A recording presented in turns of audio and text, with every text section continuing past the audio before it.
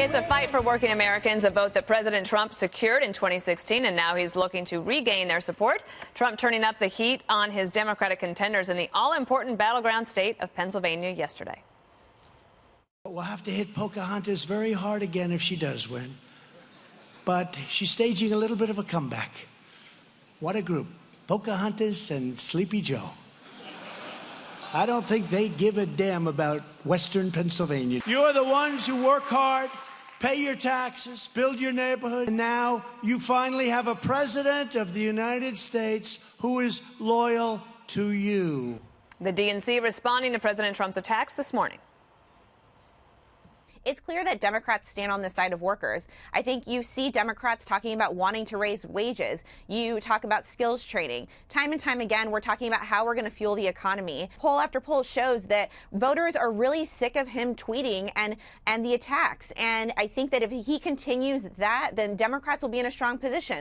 This comes as Joe Biden's frontrunner status may be starting to slip. A new national poll shows Elizabeth Warren in a virtual tie with the former vice president. And in New Hampshire, a new poll actually has Bernie Sanders beating Biden. So Iowa and New Hampshire, they're not built-in advantages for Joe Biden, right? But South Carolina, he's kind of got that wall of support there. You were looking at me as though you were asking me a question. I was thinking, should I ask Greg this question? And then I was thinking he's going to say, why are you asking me this question? But because I have a theory. That's why I was bragging. I love a theory. Okay, so yesterday we talked about Trump's success with small donors. He's got like 65%. Yeah. It reflects grassroots passion and the average voter's passion for him. Who exceeds him? Bernie. His small donors are somewhere like between 60 and 70%, which says he's the guy to galvanize the Trump opposition. In my opinion, no one has his support or his authenticity. But you know who else has 60% plus donors? Liz Warren. So Liz and Bernie are essentially the same candidate, which means when one drops out, it absorbs the other. Well, they're going to have to start attacking each other. Well, no, but the thing is, I think what's going to happen is one's going to have to go away, and they join together. Because like Bernie's people aren't going to go to Joe, and Liz's people aren't going to go to Joe. So you're going to end up with a plurality of maybe 40%. For Joe or for Liz, they get the nomination. So who wins, Juan, between That's a great Biden theory. and... Forget it is a great theory, but you know what? I don't like this show anymore. It's also like wonderful common sense politics. You know what? It's from sitting next to you for so long, Dana. Yeah, well, I've absorbed it. I like your theory. But isn't it true, Juan, Elizabeth Warren and Bernie Sanders, at some point, someone's going to have to join the fight. Well, but the fight's been going on, and what you see is... But not really between the two of them. They're quite No, nice but the to fight each is other. going on.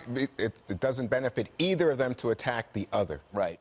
Because you don't want to alienate people that you want to come to your side. Mm-hmm. But the fact is that Elizabeth Warren is clearly the person with momentum, and this has been clear for a long time. And Bernie Sanders, who's now carping about even the liberal press, is the one who is falling. And part of this is, as I've said before, it feels like I've seen this movie before when it comes to Bernie. I've seen a lot of the kind of rhetoric. I've seen a lot of the attacks. And so, you know, it doesn't have any freshness. Elizabeth Warren, with all of her ideas, I've got a solution, I've got a plan, and her energy has just been something. And right now, with all the bad news we've seen on the stock market today, I think the Dow was down 700. Well, over the last 3 weeks, the Dow has lost 7%, Dana. Yeah. And I think when you factor in that there's going to be a higher awareness of the nation's economy and its impact, suddenly Elizabeth Warren and all that she said about consumer protections, reining in Wall Street, don't let the big guys say they're too big to fail, it has new application to this moment. What about Western Pennsylvania? President Trump he went there for a reason. He needs Pennsylvania to stay red. And also remember, in that last debate, Joe Biden said he would get rid of fossil fuels in 10 years. Yeah, really dumb comment from Sleepy Joe.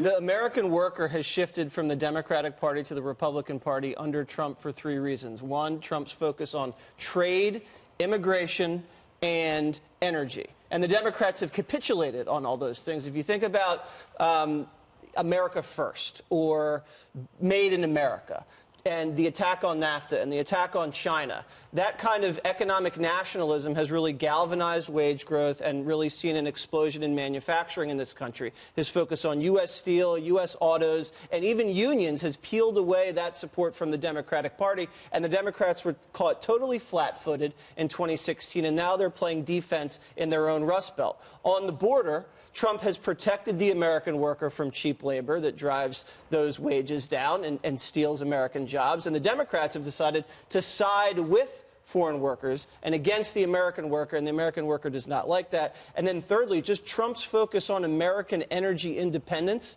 American energy dominance, talking about reestablishing drilling and exploitation for natural gas and re-emerging coal in West Virginia.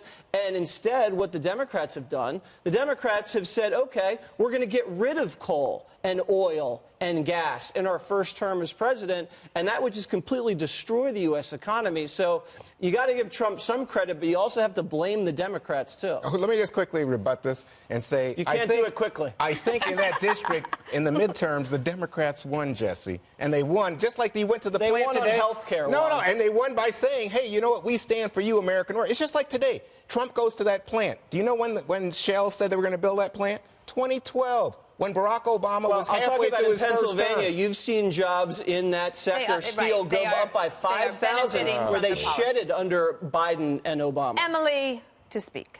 Thank you. I just had a quick point about actually where that Shell plant where the president was talking. That's actually in a really unique part of the country.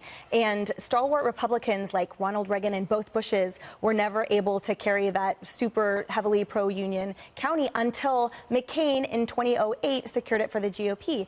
And not because he was really likable, but because the policies he was running against were so liberal. And since then, Republicans obviously have been winning by increasing margins there. But I think Joe Biden, over anyone else, is the only Democratic candidate that actually has a chance of carrying those counties surrounding Pittsburgh, because it harkens back to that pro-union Democratic heyday. But it's Trump's to lose.